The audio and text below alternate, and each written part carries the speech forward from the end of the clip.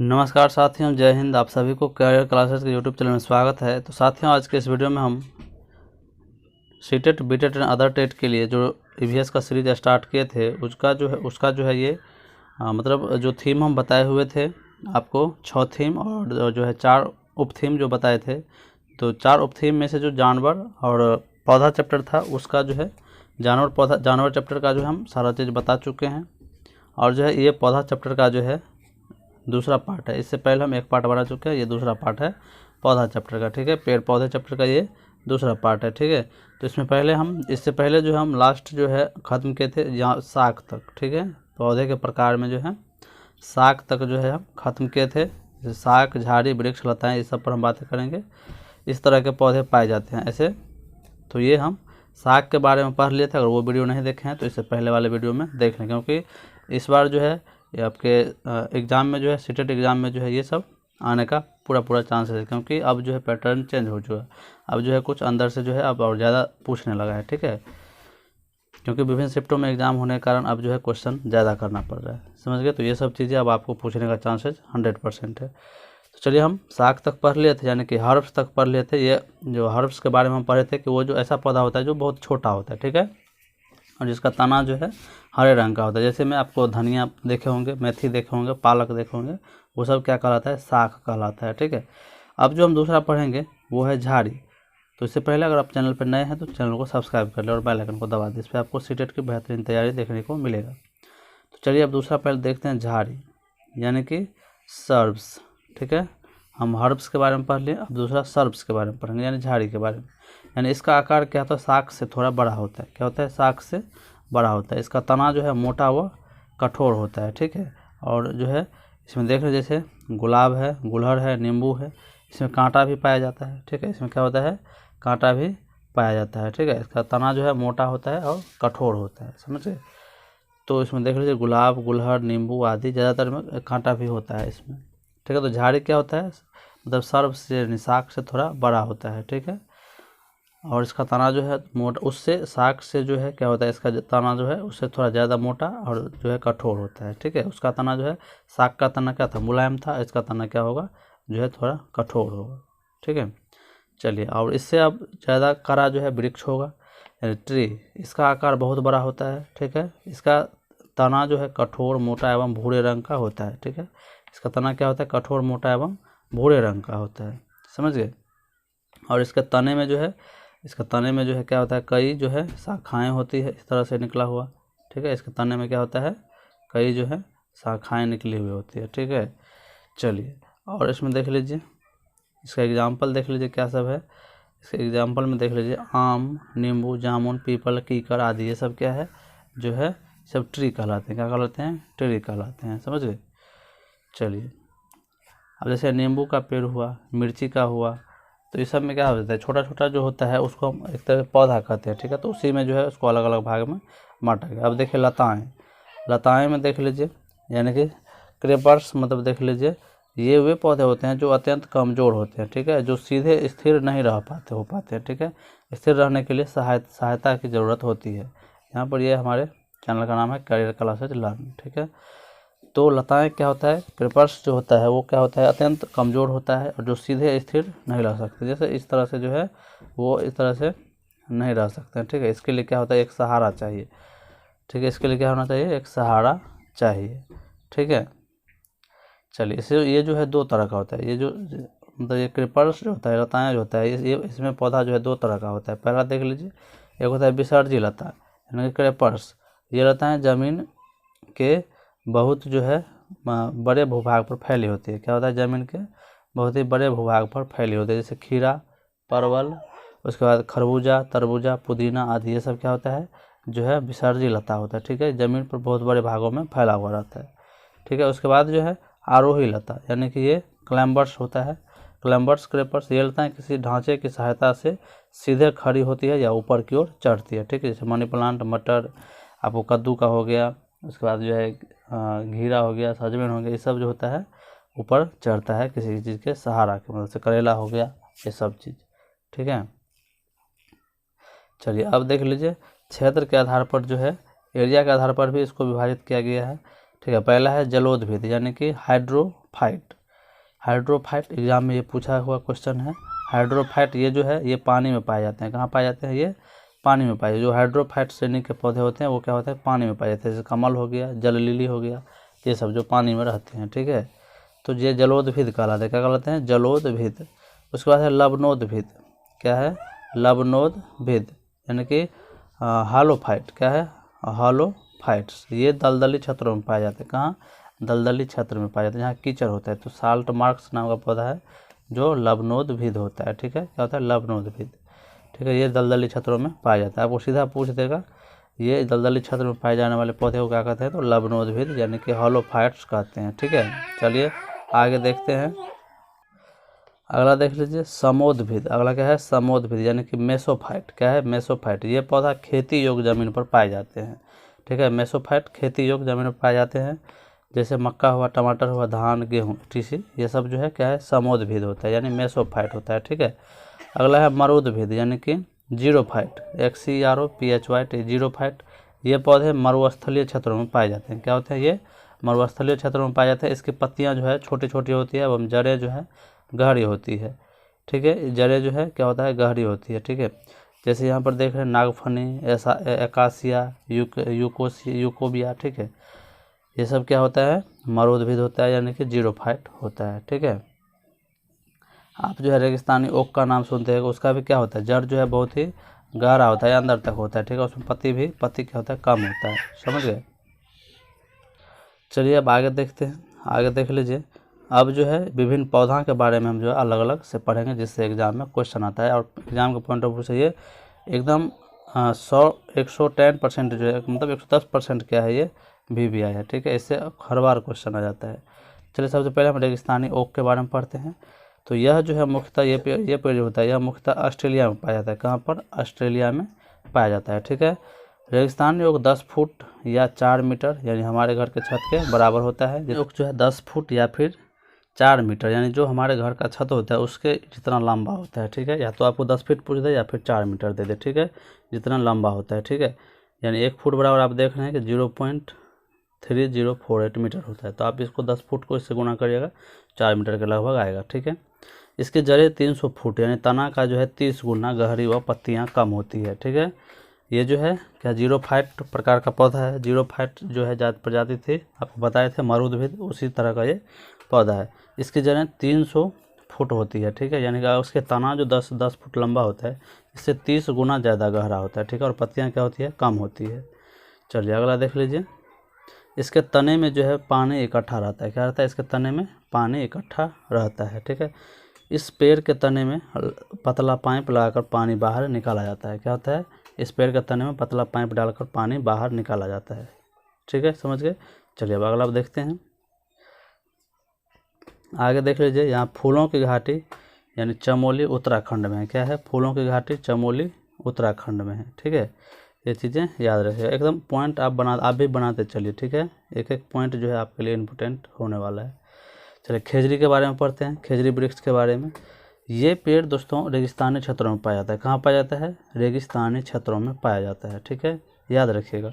इसकी छाल जो है दवा के काम हेतु प्रयोग किया जाता है। किसके? तो खेजड़ी वृक्ष के जो छाल होता है वो जो है क्या होता है? दवा के काम आता है। ठीक है, इस पेड़ को ज़्यादा पानी की ज़रूरत नहीं होती क्योंकि ये रेगिस्तानी इलाका में होता है, इसीलिए इस पेड़ को ज़्यादा पानी की ज़रूरत नहीं होती। राजस्थान की तरफ जो है ये पाया जाता है। ठीक है, राजस्थान जिला में।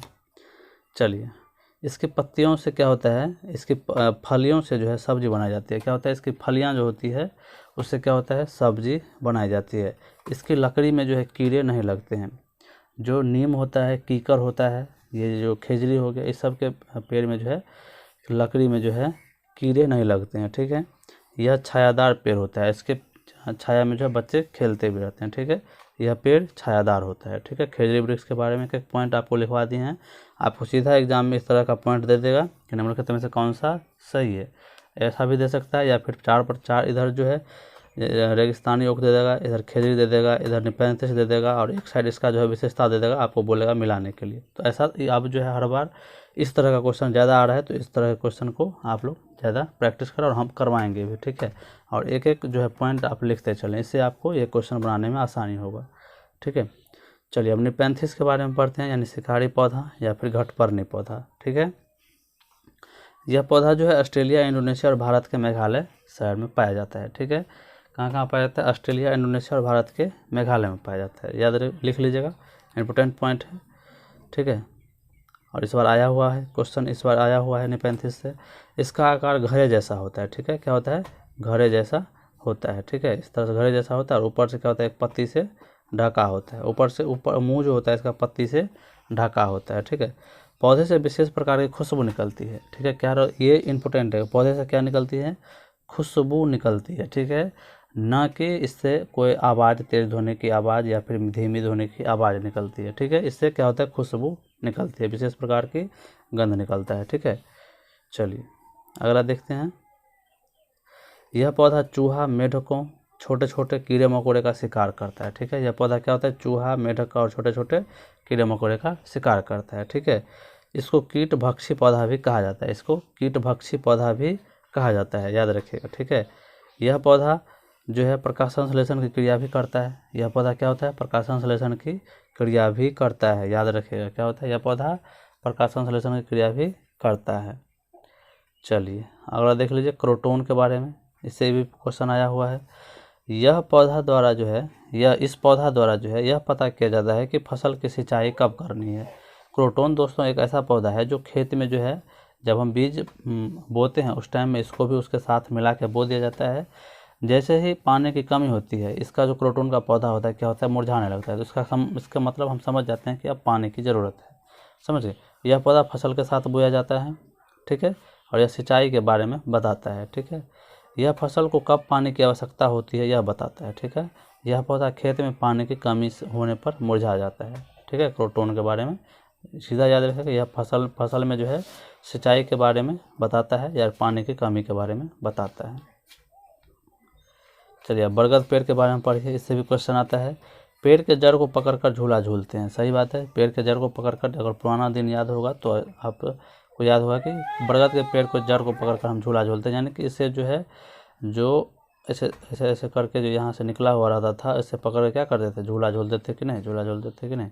ठीक है, जड़ टहनियों से भी निकलती है। जड़ जो है इस टहनी से भी जड़ निकलता है, समझ गए? और ये धरती में जो है एक खंभे की तरह काम करता है। टहनी वाला जड़ मजबूत खंभों की तरह पेड़ को सहारा देता है। ठीक है, चलिए अगला देख लीजिए। पृथ्वी के अंदर मूसला जड़ भी होता है। क्या होता है? पृथ्वी के अंदर इसका मूसला जड़ होता है।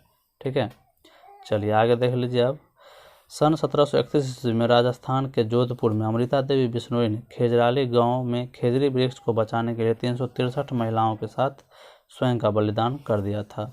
यानी कि अमृता देवी बिश्नोई जो हैं, इनको जो है पेड़ों के रक्षक, पेड़ों और जानवरों के रक्षक भी बोला जाता है बिश्नोई जाति को, समझ गए? तो 1731 ईस्वी में राजस्थान के जोधपुर में जो है जिला में अमृता देवी बिश्नोई क्या किए? खेजड़ी वृक्ष को बचाने के लिए खेजराली गाँव में 363 महिलाओं के साथ अपना बलिदान दे दिए थे, याद रखिएगा। ठीक है, अब है वेलक्रो का आविष्कार जॉर्ज मेस्टल ने 1948 ईस्वी में किया था। जॉर्ज मेस्टल कहाँ के रहने वाले थे? स्विट्जरलैंड के, यानी कि जीन पियाजे के, मतलब जीन पियाजे के शहर के ही रहने वाले थे। ठीक है, अच्छा ये जो आपको कहानी अभी बताए खेजराली वाला जो है, इसमें जो क्या किया था, वहाँ के जो राजा थे वो निर्देश दिया था कि जितना भी खेजड़ी वृक्ष है उसको काटना है। सभी महिला क्या कि जैसे चिपको आंदोलन हुआ था पेड़ को बचाने के लिए, उसी तरह से ये सब भी क्या किए? पेड़ से चिपक गए और बोले कि इसको नहीं काटने देंगे, लेकिन क्या किए? सबको काट दिए। तब फिर वहाँ राजा आए, देखे कि सभी पेड़ों के प्रति जो मतलब देखे पेड़ों के प्रति जो उनका लगाव देखे, यानी कि सभी को एक साथ जो है वहाँ पे क्या किया गया था? मार दिया गया। तब राजा जो है ऑर्डर दिया कि नहीं मार, मतलब खेजड़ी का वृक्ष जो है नहीं काटना है, इसको रखना है, समझ गए? तो ये उसकी कहानी थी। जॉर्ज मेस्टल जो है क्या किए थे?